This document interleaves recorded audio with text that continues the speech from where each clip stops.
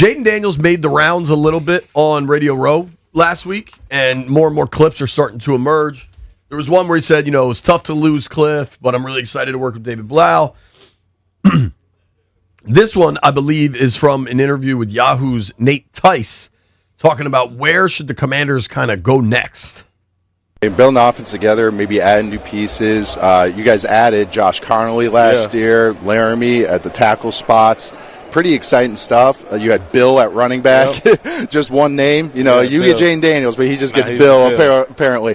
Is there something is there one little thing that you might want to add on, like a player type, maybe a little message to your bosses, this is what I like to throw to? We talked last year at Arizona State and at LSU. You had a bunch of cool receivers, but is there one type that you maybe want to add on there? There's a couple of individuals that are out there. Maybe somebody from Arizona State in my past. Okay, lives on the West Coast. Yeah, there's people like that out there. I don't want to get too much. No.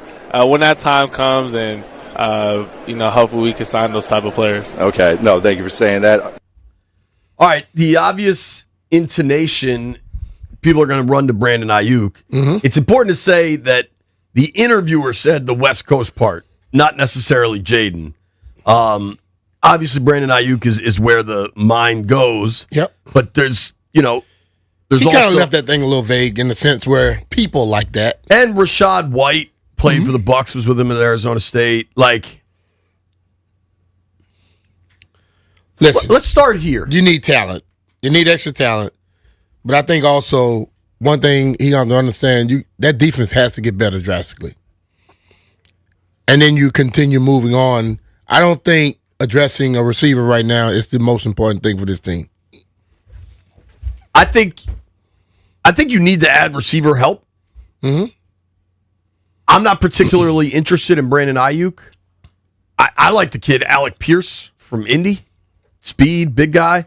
Ayuk's a phenomenal player when healthy and when locked in. And we haven't seen the healthy and locked in part in 2 seasons. Mm-hmm. And it kind of seems like he quit on his team last year, which gives me significant pause. Yeah.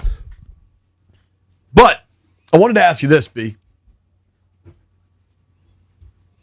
How much input should Jayden have in the process?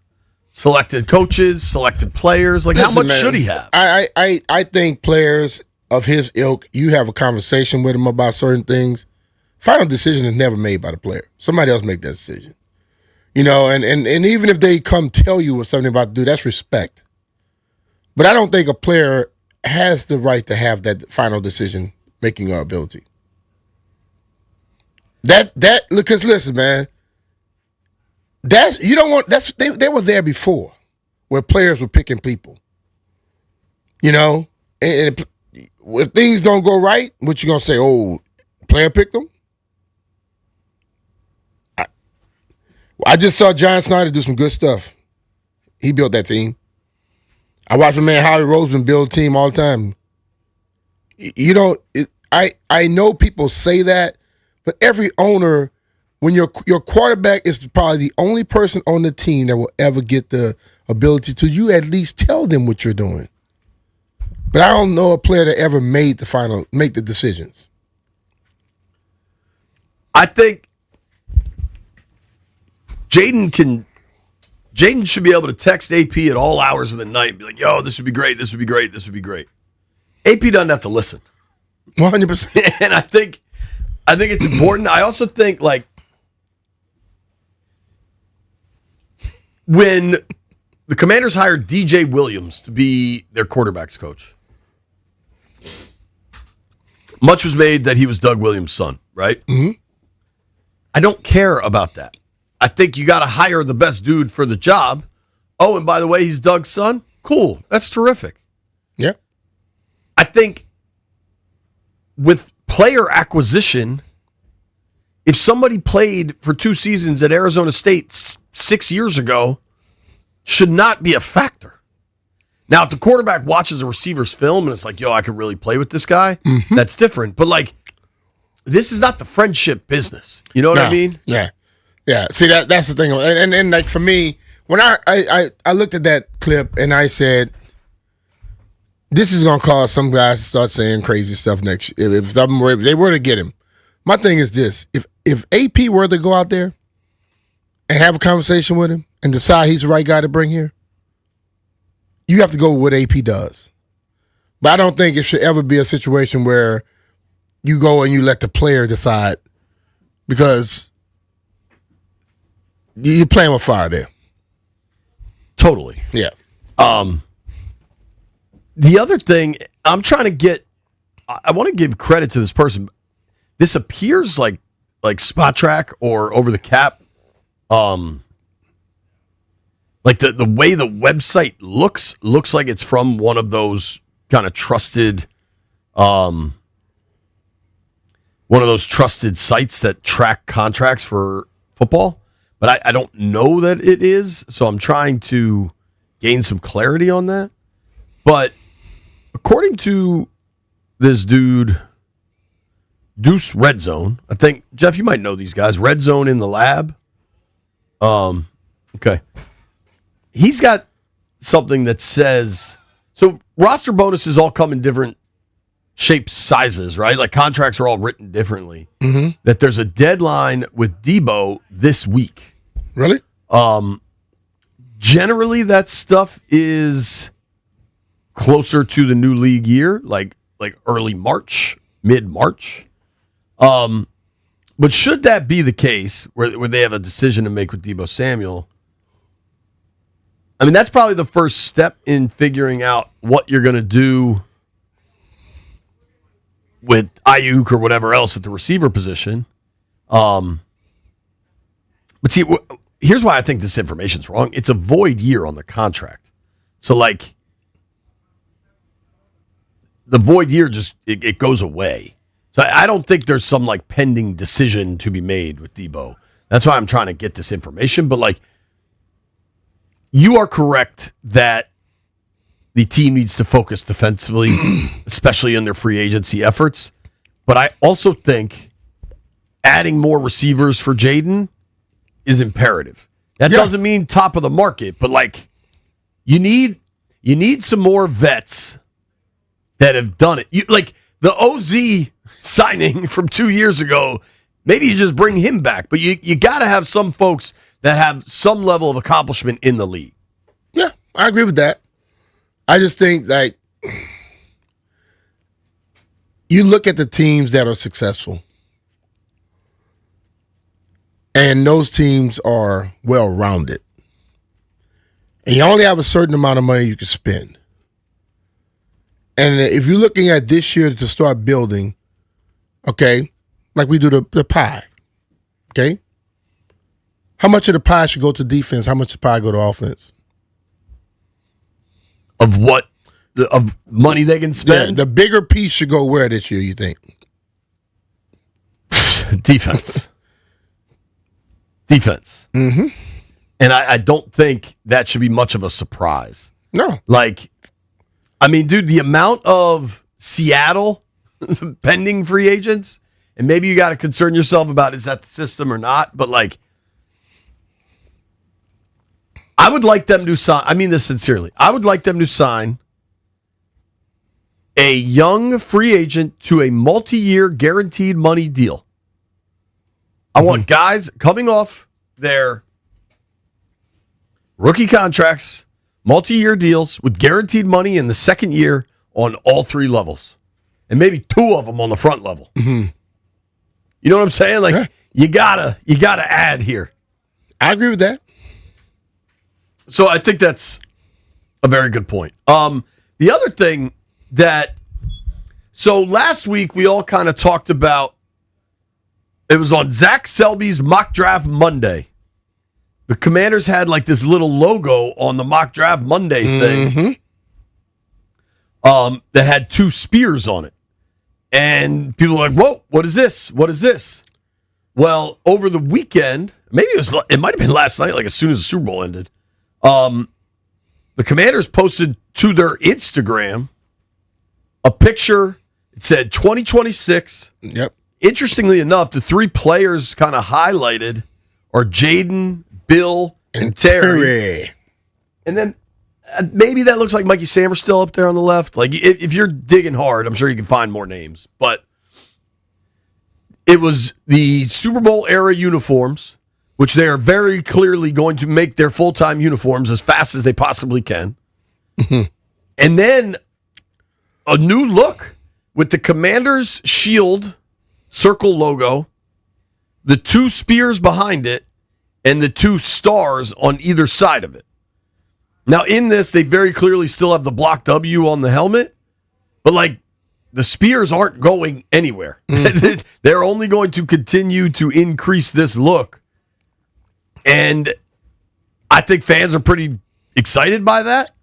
I think the old look was awesome, but for some, the old look was offensive, right? They changed the name, not because they were worried about offending anyone. It was all done over money. And if you think anything other than that, you're naive. It was done because Bank of America said they were going to pull their deal. They changed the name. And unfortunately, you know what was interesting? When David Aldridge was on with us earlier, and he talked about these people that came to the Washington Post that didn't understand anything about the Washington Post or the Washington, D.C. area. Unfortunately for us, the people that grew up loving this team and understanding it, the people that were in charge of the rebrand were the same thing. It was a bunch of consultants from all over the country that just kind of threw something together, and now none of them work here anymore. Like, that's just the reality of the situation. Yeah. It was a bunch of carpetbaggers that came in, flipped it upside down, and took off running.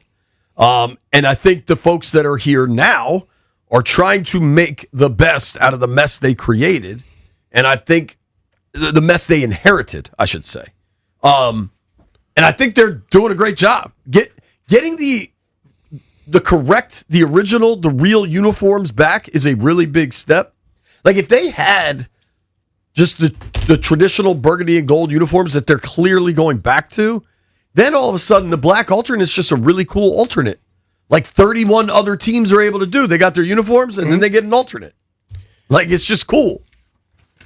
I think putting the stripe back on the helmet, like, there's just, to me, a lot of this stuff is just such low-hanging fruit that I'm really glad the new ownership is empowering the folks over there to do. Question for you, B. When do we stop saying new ownership? I don't say it. I always say the owners. I don't worry about the ownership. But you know what, though, Jay? All that stuff, fine and dandy. I want to get back to winning. I care less. Listen, man, if I start putting stuff in order, uniforms, stripes, colors, that comes after winning to me, way after winning. And being a consistent team that can compete. I want that to work before all the other stuff. I mean, all the other stuff, we discussed the other stuff because the consistent winning is not there. Last year, we weren't discussing no uniforms and all. We were discussing victories. Well, in 2024. We get back to that. That's what my whole concern is. I know how people are about uniforms and stuff like that, but that becomes a big topic when your team is not in contention. For sure. So honestly, the organization right now is the one putting that out. That's not like a fan-driven thing. They put this out and they say the journey begins. A new journey begins. I look at that and I can say a new journey begins for 2026, which is true. I'm not like all the other stuff. That's cool. I wore those uniforms. But never I went to a game saying, oh, we got on these dope uniforms. We about to do something. I went out there wanting to win a game because I know my brothers and all were ready to go, and I know what the fans wanted. You know, that pushed me. Not the color of the uniform, not how they look or whatever. You love it.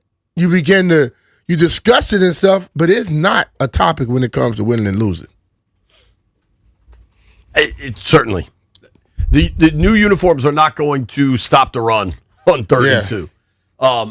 I do like the look. I like that they're going back to it. The folks that are like, nothing matters unless you get the old logo, good luck, dude. Like, it's just not going to happen. Totally. And the people that just refuse to live in the real world, I don't. Some people won't leave. They won't leave. They just, every time you go to any topic, they bring the same one back up. Right.